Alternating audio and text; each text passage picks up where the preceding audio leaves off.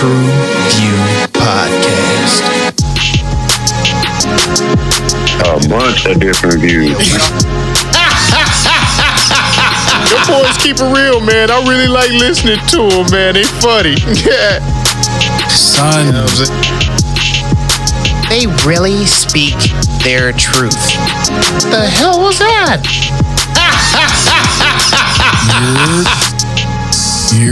You're. What it do? What the business is? What's good? It's your boy Mel, and we back in the building again, bringing the barbershop to the box office, baby. Let's go. True View Podcast. We in here. We doing it. Scratch and win, baby. Scratch and win, goddammit. What's poppin', people? It's your boy Zoe. We back in the building for another one. I think we gonna get into something pretty decent. You know what I'm saying? So a little something is what I call it. Appreciate y'all for chopping in with us. Let's do it. Yes, indeed. Once again, thanks again for tuning in. It's Grown Man MJ and the place to be with the True View Podcast, otherwise known as the TVP. Man, let's get this perspective together, fellas, and let them know what's happening. Let them know what's happening. Let's see. Today on the True View Podcast, we will be covering Jerry and Marge Go Large, a Paramount Plus exclusive, based on a true story about couple Jerry and Marge Selby, who win the lottery and use the money to revive their small town. That is all that I got. Oh, man. Jay missed a good read. Jay missed a good read. Nice and short, sweet, to the pizzoint. That's what it is. Let's go ahead and jump on into it. Jerry and Marge Go Large. Does it say it's inspired by a true story or based on a true story? It did not. That is literally all it said. Oh, yeah. That's what it led off with. Based on a true story about couple I missed that. Jerry and Marge Selby, who win the lottery and use the money to revive their small town. Coming at you. Well, look at that. Would you look at it? Just look at it. Look at me now. Look at me now. Oh. I did want to point out they did a pretty good job at casting this. Well, for the husband at least. The wife, it's a little off. You think so? I'm looking at these pictures that I got here. Well, I don't know. I had to see, because I kind of knew about the story a little bit before going in. I did a little research on the story prior to watching it. And the husband's mannerisms and his activity, it didn't really fit Bryan Cranston to me. And I thought they could have used. I thought they could have used somebody else for that character. In my humble opinion. Okay. I'm just going off look, because I didn't catch that. I didn't catch that interview, but I will be looking into that because that's. Yeah. In that photo though, you know what I'm saying? I think Brian, he kind of nailing the gestures and the looks. But I think with the wife, I don't think she nails it as much as he does, like you saying. Yeah, just off the picture. Yeah, just off the picture. Yeah. But nah, man, I thought it was pretty creative, pretty clever. One of the things that I did, well, never mind. That's kind of a short bus. Never mind. I'll save that. I'll save that for the next segment. Man, y'all go ahead. I don't know. Well, see, I'm gonna talk about the actual people a little bit and refer to the movie. Some of the things that they did in the movie, I guess we could talk about it in short bus, but I don't know. I think it's relevant to talk about it here. Okay. Like in the movie, they made him a factory worker or something like that. He worked at a cereal company or something like that. Mm-hmm. But in real life, he was a store owner. He was much more, Oh, yeah. So he ran his own shit then. Yeah, of a He was self-made. used to them spreadsheets and all of that. Okay. He was a self-made guy.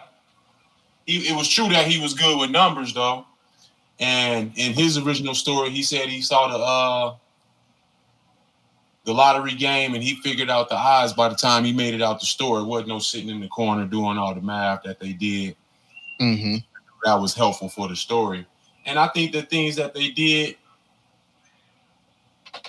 in embellishing the story were you know, the Hollywood effects of you know, what's necessary to make a movie. Okay. I felt like they could have went a different way with it in a sense. You know what I mean? You said they could have. Yeah, they tried to villain it up with the MIT students and things like that versus... I mean, who don't hate people at Harvard, though? Man. I was mad as shit when them motherfuckers started impeding on the March Madness shit. I was like, look, motherfucker, y'all can't be smart and they got motherfucking athletes and shit, man. This is some bullshit.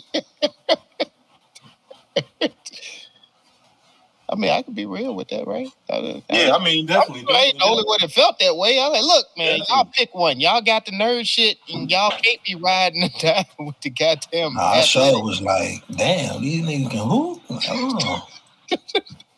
Out there doing geometry and shit, hitting these angles and all of this. Right, perfect bounce passes and shit. The perfect trajectory of the wind, and if the crowd yells at a certain decimal level, then you bounce the ball right there, and it'll go right in the hoop. Sorry, y'all. Man, no, for real. No, look at me though. Would you guys expect your woman to let you go with this venture? Like, would you have to come with proven numbers that you hidden? Or my wife, yes. Most definitely. I'm gonna have to come with the winning ticket. I'm gonna have to come with the winning ticket. Yeah, she the numbers. She the numbers. I'll pop up with the idea, but she'll crack the code. Like, okay, yeah, you right. That's right.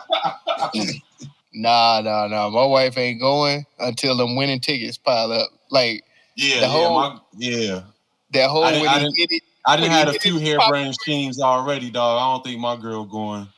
When he hit it in the popcorn tin, I was like, why you hiding it in the popcorn tin? Because the first thing I said, because my wife watched this with me, I was like, man, that wouldn't work, man, because I'm going to max that damn popcorn. That's the caramel. That was the triple, the cheese, the caramel, and the butter mix. Oh, yeah, like, Nah, that's that money gone in 2-3 days. Yeah, that money ain't going to last in there. And sure enough, Lil Mama got it. Pop, pop. He's like, wait, hold on, wait a minute. We going with that 10? Oh man, no, but my wife ain't riding until she not riding until the second win. When I win one time is luck, but if I do it again, then she'll be like, all right. So what we finna do? Then it's gonna turn French and shit. What we finna do? Right. We exactly. So how are we gonna do this? Right. Yeah. When do we cash in? Like, wait, what is? My girl will be all in, but she hear the plan. She like, what? We doing what? We buying how many tickets? How much? Oh no. Lost it. Would y'all would have been committed to counting them tickets that fast? Hell no, man. I'm using the machine. Yes. Beep. Yeah. That's what I'm like. Shit. They got the app for that shit. Beep. I'm not for the No, y'all thinking about now, back in the early 2000s, because this was like 2003 he started this shit. Oh, okay, yeah. Yeah, they not They wasn't no apps yet. I'm counting that shit. Yes. I need that bread now. Yes. This is a short-term loan for the state. I want my money back. Facts. Man. I don't know, man. You gotta think about it. It's like I'm 60-something. I'm not trying to get out and what else am I doing? I'm retired. Yeah, that is true. You forced into retirement already. So yeah. Oh yeah, that makes sense. That makes sense, yeah. Yes, I'm getting to it. Me today? I don't think so. I can't do it. Oh, so man, you tripping still. Well, the only reason I'm not gonna be able to do it because I'm gonna be kind of like the daughter was. Like how she talking shit and stuff. She overlooking tickets and stuff. When the homeboy like, look, we gonna have to recount this whole bid that she was That's a working fact. on. That's a fact. I'm gonna be sitting back drinking. Your skew of human error is a little larger than some. It's humongous. So And yeah, I so admit you got it. So you got it. I understand what you're saying on that, bro. No, but I'm pretty thorough, and I think I'd be right on it. Man, look, you got to know your strengths. You got to know your I weaknesses. thought that was a cool part of the movie too, that showed that once couples get to that age, there's a re-sparking that needs to be had. Not necessarily in love, but in life in general. Oh, I was gonna say in love because he was probably hitting them long hours at work and stuff, and she was waiting on this retirement because she was thirsty. Oh, that scene right there took me over the edge. When she's like, we can let the tickets wait, and he was like, for what? And she gave him that look. Oh, I couldn't hold my laughter, bro. I'm talking about I belted out a screaming laugh, nigga.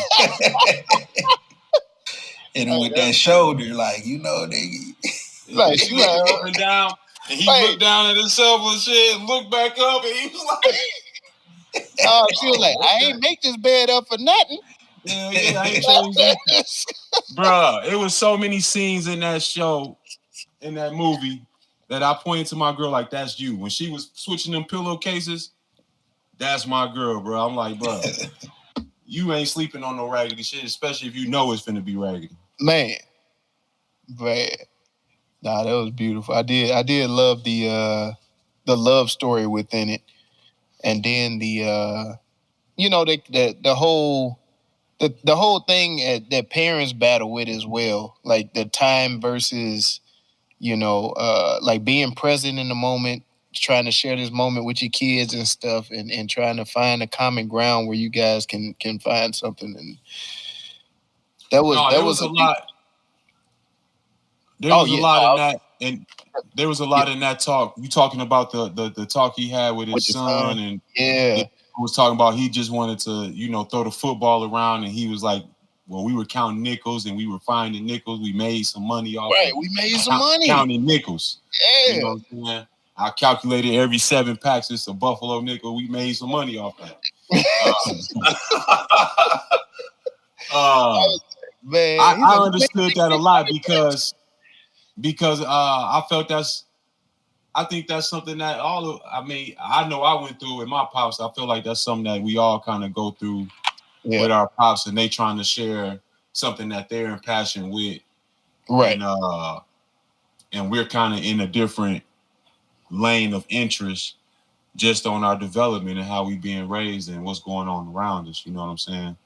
It was a lot of little instances like that. You know what I'm saying? My pops gave me stocky Motorola back in the 90s and shit. Mm-hmm. But I needed to take a trip. I was trying to get somewhere. And then it was another point I needed to buy a car. I was like, yo, cash this out. Right. Can I flip this? Can I flip this? Yeah. We bullshit with this money. You know what I'm saying? But he was trying to teach me something that I'm actually utilizing and learning now that I could have been much stronger on if I stuck with it.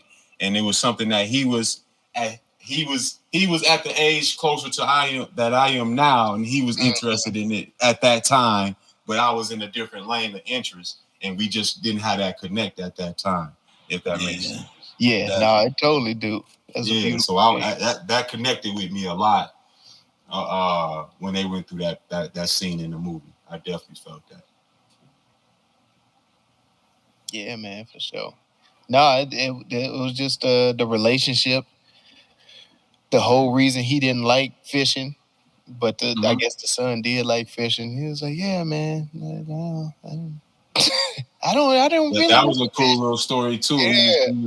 When he was saying that I'm able to recognize things others aren't able to see, but in the long run, it takes my scope off the big picture of going on around me. I thought there was some profound messages in here. Oh man, it was a good movie. It was a good movie. I enjoyed it. And then too, I really enjoyed the fact that it was a decent little family movie that everybody that watched it got some kind of enjoyment out of. Um, it's hard to find them now, but because usually the movies are catered either towards the kids, they're catered towards the adults, like masked or something for the kids. So either one of us, somebody in the room ain't getting something out of it. But this movie itself, everybody in the room got something out of it. Everybody got a good little chuckle. We all took a message away. So that I definitely appreciate that. So good job. Yeah. Well, I would say, just to kind of add on to what you're saying, and we're not doing, the segment in this episode, it kind of puts me in the realm of movies like Meet the Fockers or Meet the Parents. That same frequency where, you can watch it with your kids, your parents, your girl. It's just something for everybody. And a lot of people not matching that frequency with these type of movies lately.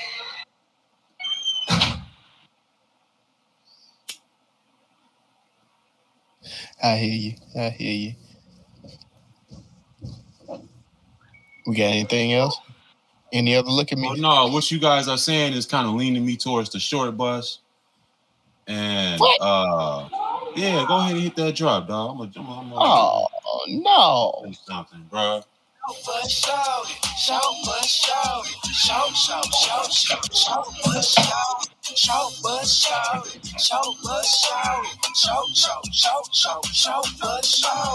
Before you lean in, let me say it. One of the biggest short busts that I've seen is the fact that you can't buy lottery tickets 24/7. Lottery cuts off at a certain time and will not let you purchase the tickets. I don't know if that has changed since 2003 or whatever, but I know for a fact, I think it's around 9, 10 o'clock. You can't buy no lottery. Especially those windfall shits. So that was my biggest shortcut. I was like, wait a minute, man, you can't just sit up here and post up all night and do this shit. But no, that's a good one.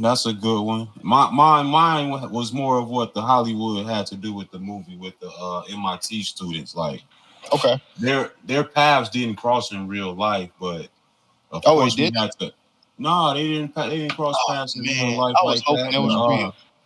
No, the MIT students were just doing their own thing as well. He said that he started playing in Michigan, where he's from, and one of the people that he had in his group, the investment strategies that he came up with, said that there was a game in Massachusetts that was similar.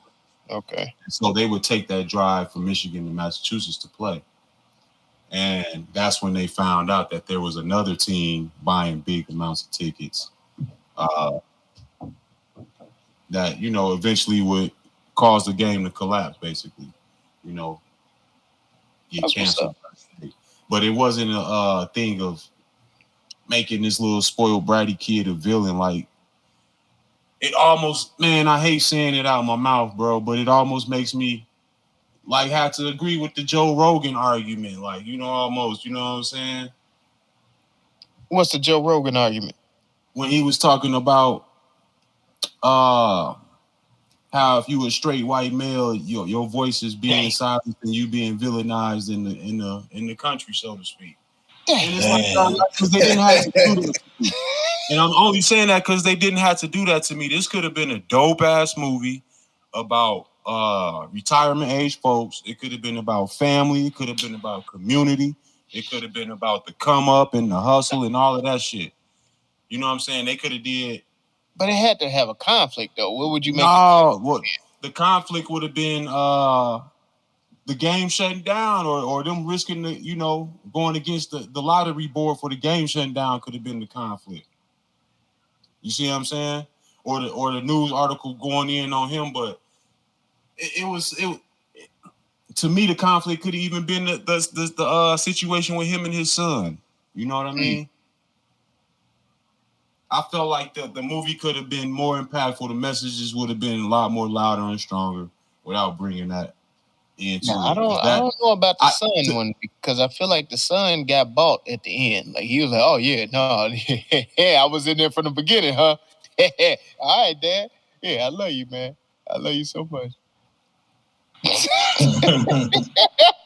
Nah, but they tied that back to the Count Nichols though. Yeah. You know, I wouldn't want to count nickels without you. I like it's cheesy, but it made me smile. God damn it! This nigga Lamel broke a tear in his living room. Nah, I ain't break the tear. You see the face on he broke the tear. I ain't break the tear. I had a lip quiver, but it was I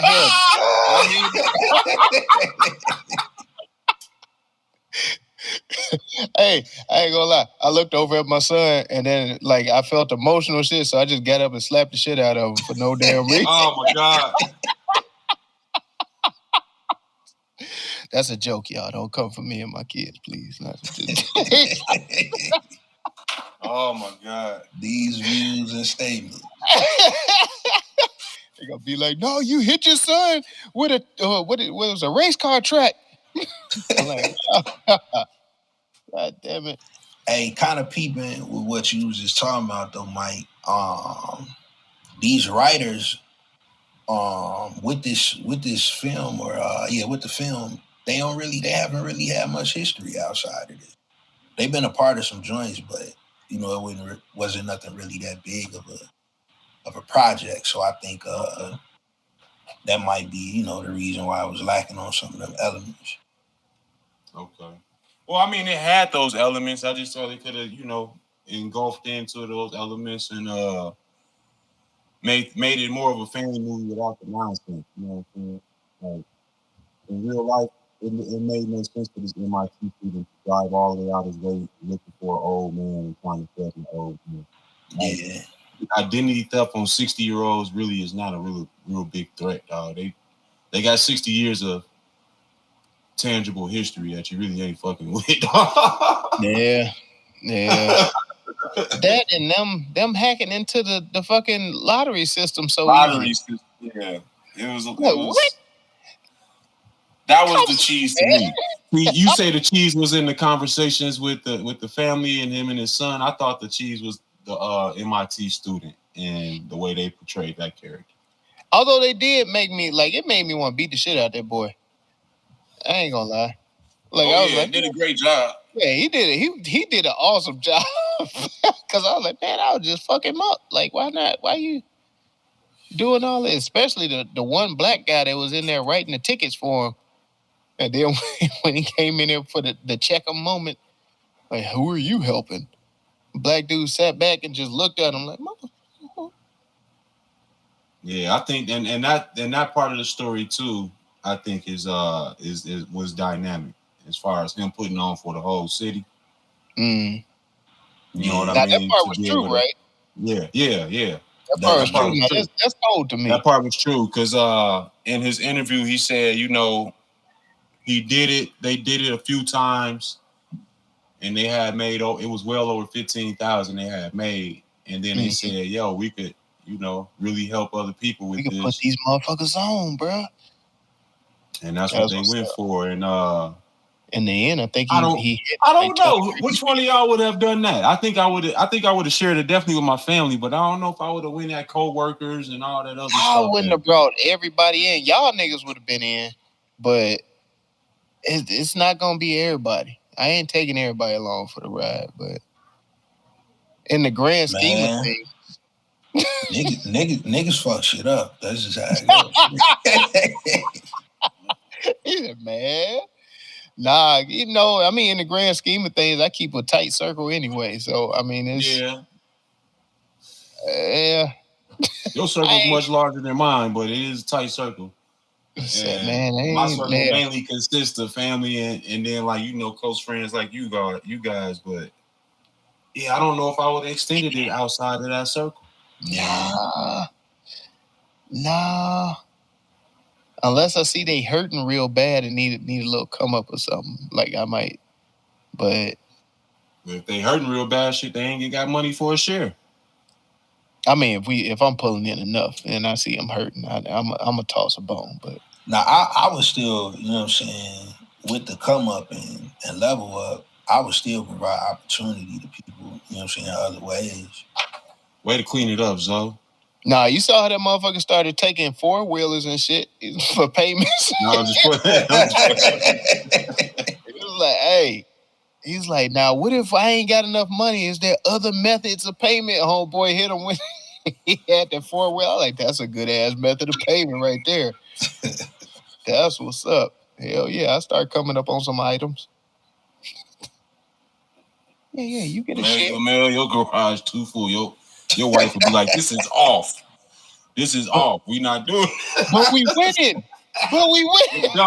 We're done. You're getting out of hand, Lamel. I could get the shed. Somebody go give me a shed. Have a Facebook market cracking. Oh, man. Larry down at the storage place said he got a couple units for me. Yeah, we good, baby. We good. Oh, man. We got any more shortcomings? Not necessarily shortcomings or look at these. I mean, I got more. I guess I keep it with the conversation. Oh, one thing that was brought up. Homeboy had a 2020 Corvette. Yeah. Good call on that. I was like, wait a minute. Like, damn, that's where it confused me. I was like, wait a minute, how recent was this? Yeah, was this recent? I started trying to look up, like, when was Windfall? Like, I missed it? Shit. I could have threw a couple. Do any of you all play the lottery? Because I would have missed out on something like this. I don't even play the lottery. Yeah, I do play the lottery. I toss something in it every week, but for the most part, I play scratch offs though. Yeah, I've had my pockets. You know what I'm saying? It's been a minute though. Nah, I see. And then with that, are you playing? You playing basically the big one, right? The national game, I guess. Mm-hmm. And the scratch offs. Yeah, you're not necessarily looking for a state game or nothing like that. I am now. Yeah.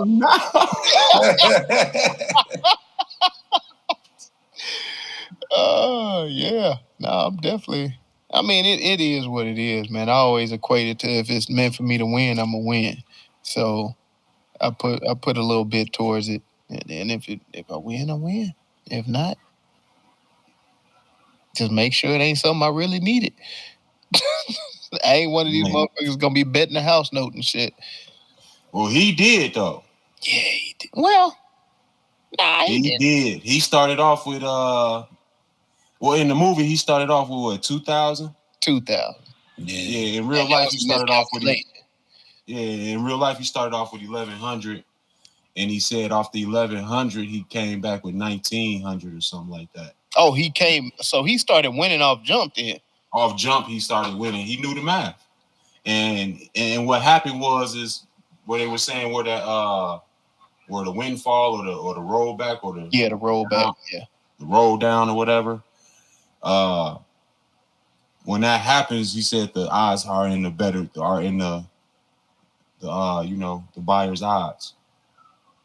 You know, that was every 3 weeks. He said however many tickets you buy, it becomes in your favor. And it wasn't necessarily every 3 weeks in real life. Yeah. It was, he said he played about 6 to 7 times a year over a span of 10 years. Okay. Oh, they really spread it out then. Yeah, it was like 6 to 7 times a year over a span of 10 years. And he won 27 mil. 27 million, I think it was, yeah. God damn. I mean, that was heavy. That was heavy. If you want to crown them, then crown their ass. I crowned that motherfucker right there. You start with 1,000 and turn it into 27 mil. Yeah. Straight up. Yeah. Man, only place I can attempt to try and do something like that. I ain't gonna get close to it, but I'm gonna do some damage. So throwing them dice, baby. Let's go. Crap it out. All in that flip.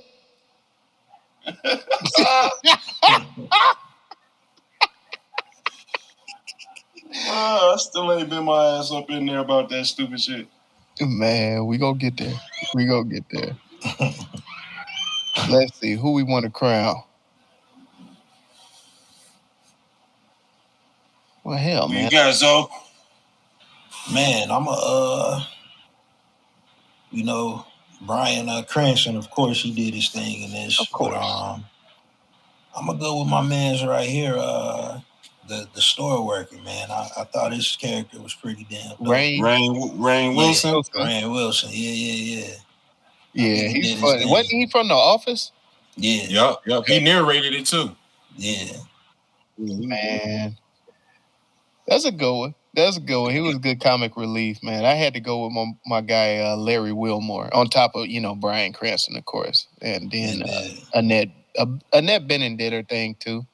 So, but just thinking outside the box, I had to go with Larry Wilmore. He played Steve. He was the accountant that felt unneeded and unnecessary because homeboy was so good. Okay. Yeah, he's like I'm your part-time accountant. I'm a full-time online travel agent now. Yeah, he was funny. He was another comic relief too, and he was the early part of the movie that kind of helped the tempo as well as far as the comic relief. And I don't know, it's hard to say anybody but Bryan Cranston or Annette Bening in this to me. Yeah, man. They held so much of the screen time. But all of the cast, even Michael McKean and Herrera, who played their friends, the son and daughter, I thought did well in this. Especially the son, I thought he did good. Yeah, the son did very well. Jake McDormand.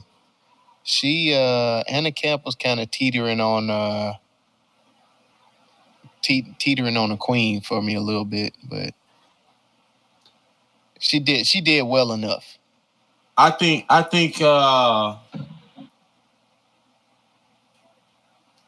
what her character portrayed was like the relationship that they used to have, and I think that's what I got from her character. That was Daddy's little girl. Yeah, the relationship Jerry and Marge used to have, like that they were trying to rekindle. I think she kind of represented that more so for me. Well, hell. That's what I gave her points. I'd say one of the main things that helped save it is when Mom was like, "Yeah, we finna get it in," and she was like, "Mom, no." Yeah, I'm not listening to this. We finna get it in.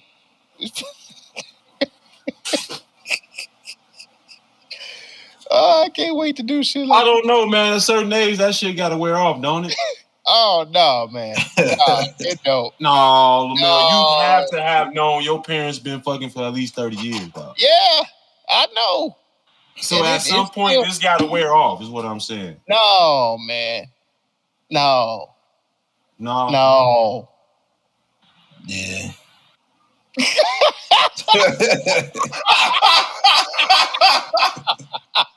No. That's all I'm gonna say. No.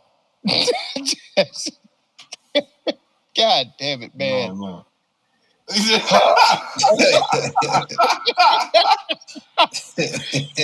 God damn it. Any other crowns, god damn it. That is god damn it, Mike. Oh,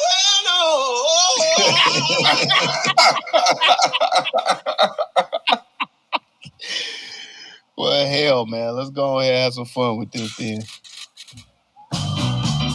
It is everyone's favorite game show. Rename that movie.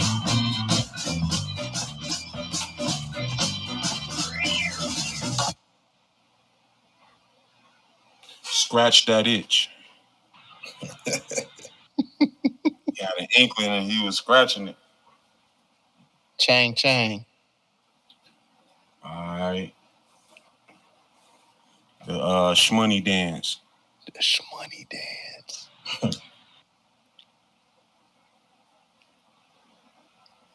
Paper soldiers. Okay. I put on for the city. That's a good one. I started humming it. I put on for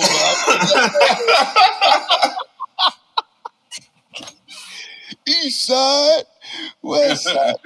Oh. Damn. Mass production.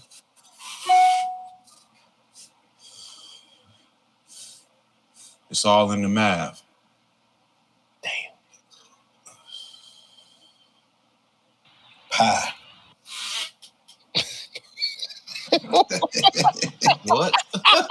You hungry, dog? What? Equals You hungry? 3.412. Damn, I forgot.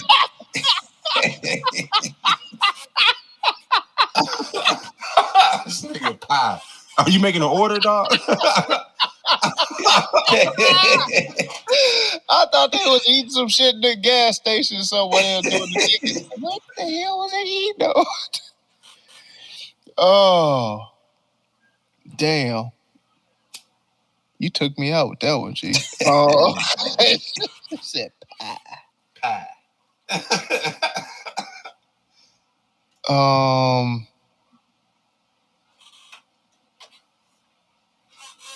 Old Faithful.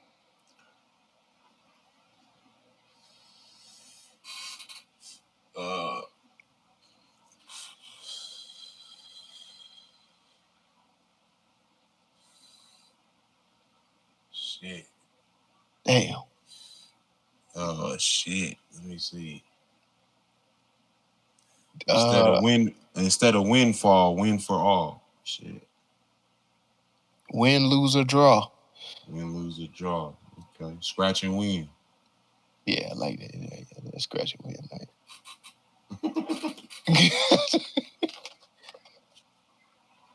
Wheel of Fortune.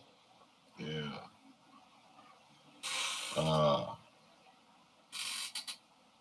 Can't lose. The Price is Right.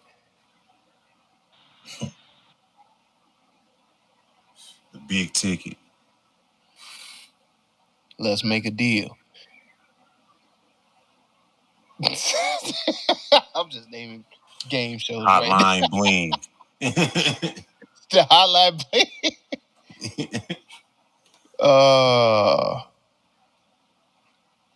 What we got? Wait, What did else? they get out the car and show some Avias? What shoes was them they showed? When they got out that car, Was some the Avias. Hey, but them look comfortable as shit though. Yeah, them was some money walkers.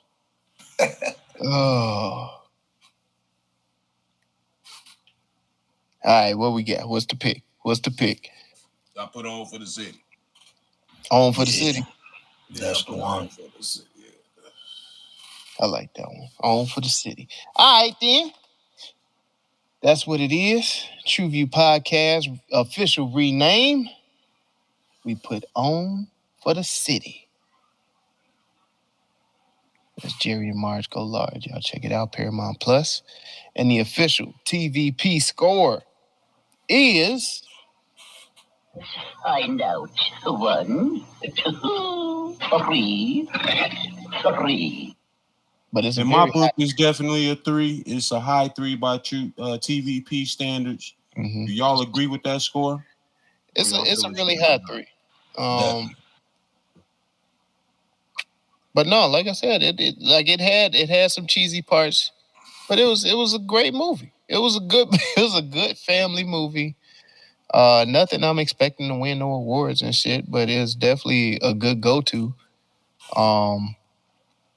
As far as you don't think this will be in any award runners down the line? By no means. No. No. As far as my rewatchability recap, I could definitely rewatch this again. Like I said, I'm always excited to have a movie where I could watch with the family and everything, and everybody can take something away from it. It had good messaging in there. It was shot well. The actors did a phenomenal job. Like it was just a good movie, all in all. So, yeah, I'm with it. Jerry and Marge Go Large. That's what's up. Yeah, I'm on that same boat. Hands down, I pretty much fuck with whatever Bryan Cranston doing. You know, it's funny motherfucker. But Heisenberg, baby. But yeah, I think this definitely be something I'll go back to. You know what I'm saying? Especially on them days when you like shit. You know what the fuck to watch. You know what I'm saying? It's a good placeholder for those moments, I feel. I don't think it'll get any awards either. Maybe you know, some type of streaming award maybe on that level of awards, but I don't know. Outside of that, I don't see it, you know, being nominated for nothing too large. But it was a good film though. Not to take away from that. Well, I was asking, like, you don't think it'd be in the best picture type shit, best casted type shit or anything like that? Like something like Little Miss Sunshine is what I would compare this to, as far as family style of movie where everybody can kind of get a message from it. The comedy is clean. And it's got the big names. You see what I'm saying? It checks the boxes. Yeah, it definitely checks the boxes. And not in a bad way, not in no connotation kind of way, but something like this I would recommend. I would say it's a dope movie just because I think everybody got those what if type, you know, thoughts of if I could hit the lottery or if I knew how to hit the lottery type, you know, what ifs as well, you know. And just on that alone, I think that's a good reason to recommend it for a watch. I would sit down and watch it again. I thought it was clever enough, fun enough, and entertaining enough. But other than that, yeah, I think it could be in the runnings down the line. I mean, who knows what else comes out? It's not like one of those high-powered, you know, special effects, hype train. Hype train type. Yeah, not a big soundtrack with it. Yeah, it's not all that goofiness to embellish the movie. I think the movie is dope, and like I said, if they would have stuck with the elements of family, community, love stories, I think it could have pushed to even higher level, you know, in my opinion, as far as the quality. Nah, that's what's up. But I know y'all can push y'all asses on over there to TrueViewPodcast.com where you can like, subscribe, share, and comment everything. True View Podcast. And thank you for riding with us on the YouTube channel. Make sure to hit that bell for notifications, hit that subscribe button, and make sure to share us. Help us defeat that all-powerful algorithm trying to hold the Black Pod down. Thank you guys for riding with us. Please leave your comments, leave your reviews for us, and it'll help people find us and get our name out there, man. True View Podcast. We do what we do. That's True View Podcast, TRUVUE Podcast. Let's go. Yes, sir. And as always, big shout out to Venti Vibes, where the vibes are always Venti. You find Venti Vibes on Instagram, Facebook, and the website. That's VINTY, Tap in. Where would we be without the vibes? Not Venti.